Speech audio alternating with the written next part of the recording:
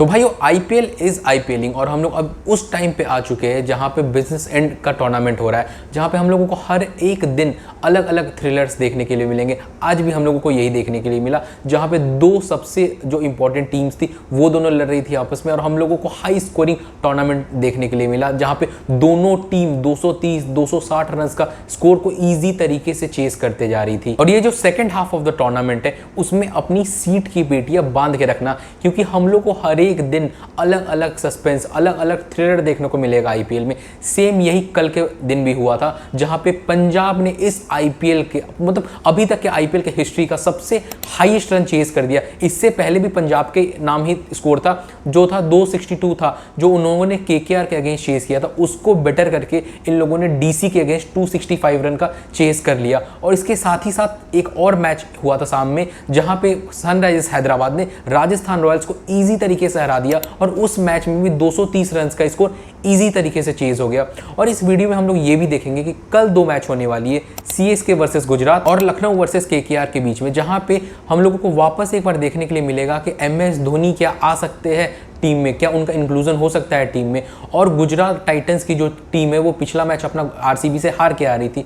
और इसके साथ ही साथ अगर आप देखो तो लखनऊ सुपर जायंट्स अपने कंसेक्यूटिव 4 मैचेस लूज करके आ रही है इस मैच को खेलने के लिए। And on the better half अगर केकेआर के लिए देखो तो केकेआर को भाई इस सीजन का अपना पहला जीत नसीब हुआ है। आइए हम लोग इसी सब चीज़ों के बारे में बात करते हैं इस वीडियो में। और हम लोग सबसे पहले बात करने वाले हैं इस आईपीएल के सबसे हिस्टोरिक मैच के बारे में, जो था दिल्ली वर्सेस पंजाब के बीच में, जहां पे दिल्ली को सबसे पहले बैटिंग करने के लिए बुलाया गया और दिल्ली ने अपने अकॉर्डिंग सबसे बेस्ट स्कोर खड़ा किया जो उन लोगों के लिए था अभी तक के आईपीएल हिस्ट्री में, जो था 264 रन का स्कोर खड़ा किया इन्होंने। और इनका जो पूरा क्रेडिट है भाई, हैट्स ऑफ वो केएल राहुल को जाता है कि जिस तरीके से इस बंदे ने इस मैच की इनिंग्स को खेला, मतलब इनकी सबसे बेस्ट इनिंग्स है अगर आप पूरे आईपीएल में देखो। और ये अगर देखो तो एक इनकी हिस्टोरिक इनिंग्स भी है, क्योंकि ये पहले ऐसे इंडियन प्लेयर बने जिन्होंने 150 रन का स्कोर किया है। इनसे पहले कोई भी इंडियन प्लेयर नहीं था जो 150 रन का स्कोर किया। और एक टाइम पे जिस तरीके से ये जा रहे थे, एक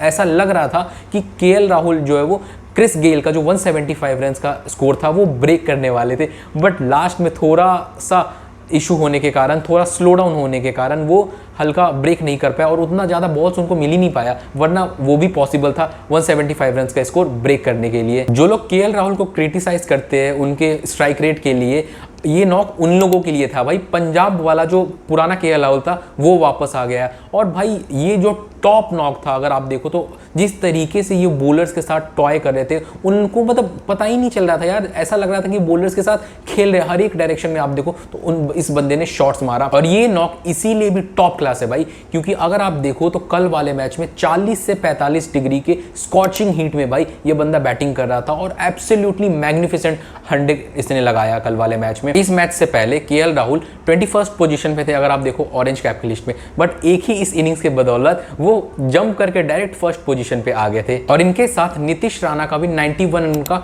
एक बहुत ही इंपॉर्टेंट कंट्रीब्यूशन था, जिसके बदौलत दिल्ली 264 रन के स्कोर पे जा चुकी। और अगर आप देखो तो इनके और केएल राहुल और नीतीश राणा के बीच में एक 220 रन की भाई सॉलिड पार्टनरशिप थी। और अगर आप लोगों को याद हो, इनसे बेटर जस्ट एक ही पार्टनरशिप थी अभी तक के पूरे आईपीएल हिस्ट्री में, वो थी कोहली और एबी डिविलियर्स की, जो गुजरात लायंस के अगेंस्ट थी 229 रन की, जो बताता है कि इन दोनों ने आज कितना अच्छा इंपॉर्टेंट इनिंग्स खेला। और अगर आप देखो तो नीतीश राणा पिछले मैच में भी 50 करके आ रहे थे और इस मैच में भी इन्होंने 91 रन का स्कोर किया है। और अगर एक टाइम पे अगर आप देखो तो नीतीश राणा को ड्रॉप किया गया था इस टीम से, नंबर 3 पे उनके रन नहीं आ रहे थे, बट अब 2 कॉन्सेक्यूटिव नॉक्स आया है जहां पे 50 प्लस का स्कोर किया है, तो जिससे इनको भी कॉन्फिडेंस मिलेगा और दिल्ली की मैनेजमेंट भी अपने बैटिंग पोजीशन में कॉन्फिडेंट फील करेगी। और भाई आज इन्होंने जो जेवियर बार्टलेट को जो तोड़ा एक ओवर में 28 रन का, उसमें हर एक ओवर में बाउंड्री मारे है, that was too good bro Nitish Rana. Even after 264 run का स्कोर करने के बाद पंजाब फेवरेट्स लग रही थी।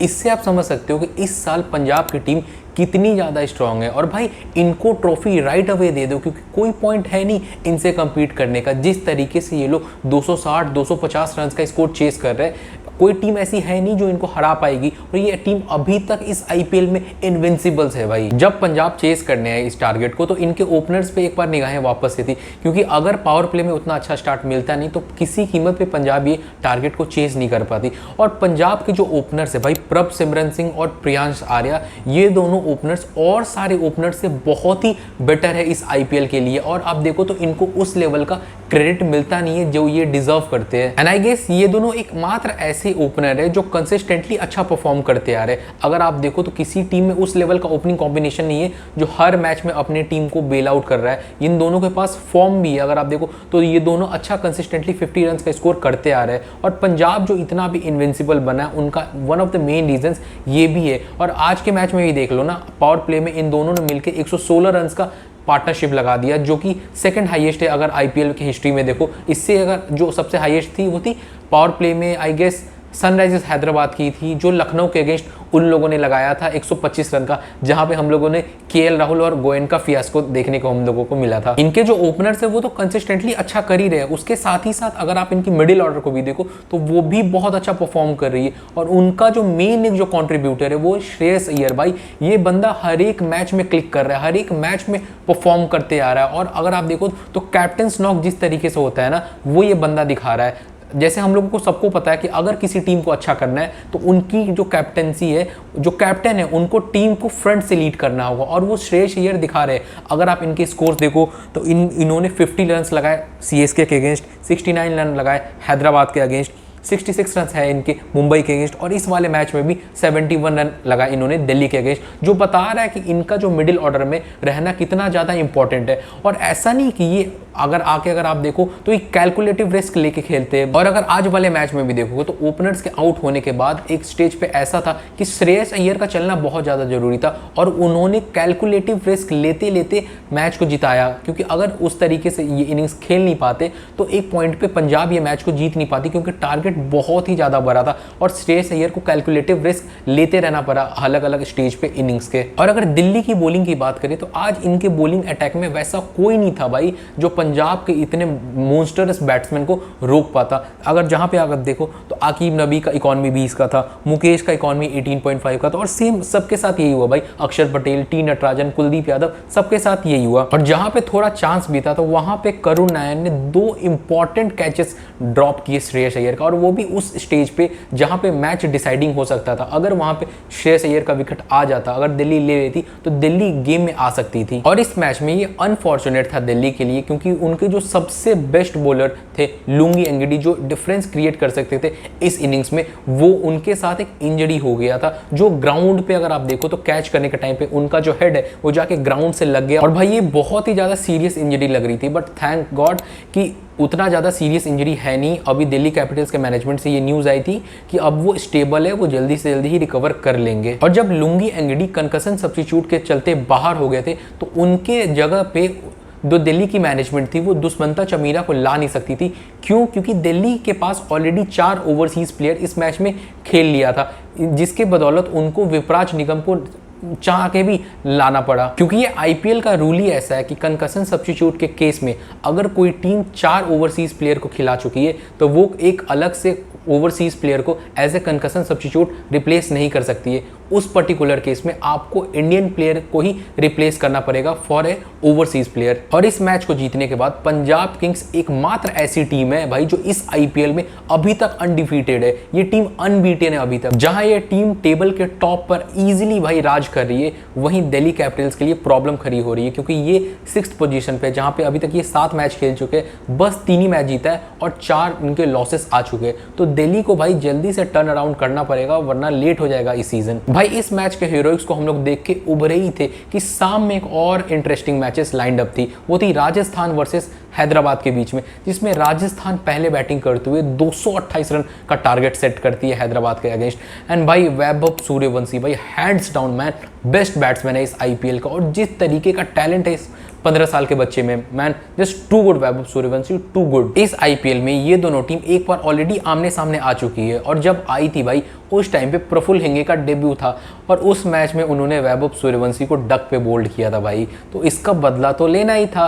और सेम बदला निकाल लिया भाई वैभव भाई ने। इनको 4 छक्के मारे भाई, 24 रन 1 ओवर में। और जो पुराना बदला था ना वो भाई सूद समेत वापस ले लिया प्रफुल्ल हेंगे से। और अगर आज वाले मैच में भी देखो तो भाई ये बंदा 15 बॉल में आज के मैच में भी 50 रन मारे। और ऐसा पहली बार नहीं हो रहा है जो 15 बॉल में 50 रन मारे। इन्होंने पिछले साल ही इनका डेब्यू हुआ भाई, और अभी तक 3-4 बार इन्होंने 15 बॉल में 50 रन मार लिए। और आज वाले मैच में भी अगर आप देखो तो इनकी 36 बॉल में भाई 100 आई थी, जो इनके लिए जो मतलब अगर आप देखो तो पिछले साल के कंपैरिजन में बस 1 बॉल ये लेट हो गए। पिछले साल जब ये डेब्यू किए थे 14 साल की उम्र में, उस टाइम पे इन्होंने बस 35 बॉल में यार 100 रन की इनिंग्स खेली थी। और करीम जन्नत को जो तारे दिखाए थे यार उस मैच में, उसके बाद भाई ने कभी वापस से खेला नहीं आईपीएल में करीम जन्नत ने। और इस मैच में भी अगर आप देखो तो ये 228 रन की इनिंग्स को कंस्ट्रक्ट करने में बहुत ही इंपॉर्टेंट रोल था इनका, ये जो 100 रन का था। क्योंकि इनके आउट होने के बाद अगर आप देखो तो राजस्थान की टीम उतना अच्छा परफॉर्म कर नहीं पाई एक पर्टिकुलर स्टेज पे। जब वैभव ग्राउंड में था उस टाइम पे इनकी जो स्कोर थी 15 ओवर में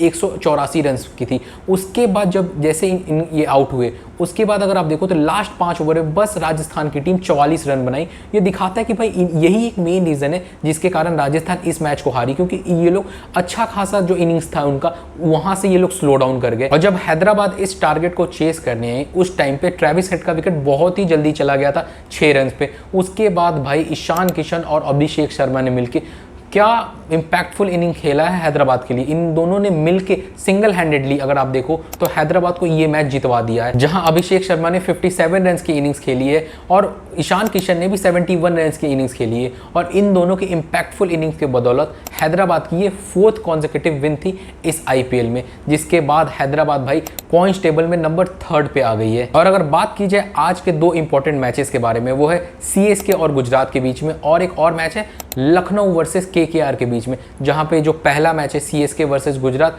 उसमें सीएसके अपना पिछला मुकाबला मुंबई से 103 रनों से जीत के आ रही, जो इनकी आर्च राइवल्स है। और वहीं गुजरात टाइटंस अपना पिछला मुकाबला बैंगलोर से हार के आ रही है। और अगर इस मैच की एक अपडेट की बात की जाए तो इस मैच की ये अपडेट है कि MS धोनी 100% फिट है इस मैच को खेलने के लिए, बट वो टीम कॉम्बिनेशन बिगड़े नहीं, इसीलिए वो खेलना नहीं चाह रहे हैं। और इसके बाद शाम में एक और मुकाबला होने वाला है लखनऊ और केकेआर के बीच में, जो एक रिपीट होगा मास्टर क्लास का, जो मुकुल चौधरी का हम लोगों को देखने के लिए मिला था। वो लास्ट जीत थी भाई लखनऊ की, उसके बाद ये 4 मैचेस अपने कॉन्सेक्यूटिव हारे हैं। और केकेआर की अगर बात की जाए तो केकेआर भाई खुशनसीब है कि केकेआर को अपना पिछला मुकाबला जीतने को मिला, जो अभी तक इनकी जो 7 मैचेस ये खेल चुके, जिसमें इनकी पहली विन है केकेआर की, जो इन लोगों ने लास्ट मैच जीता था राजस्थान रॉयल्स के अगेंस्ट। और हाँ, आप लोगों को क्या लगता है आज कौन सी टीम जीत सकती है, उसको आप नीचे कमेंट्स करके बताओ।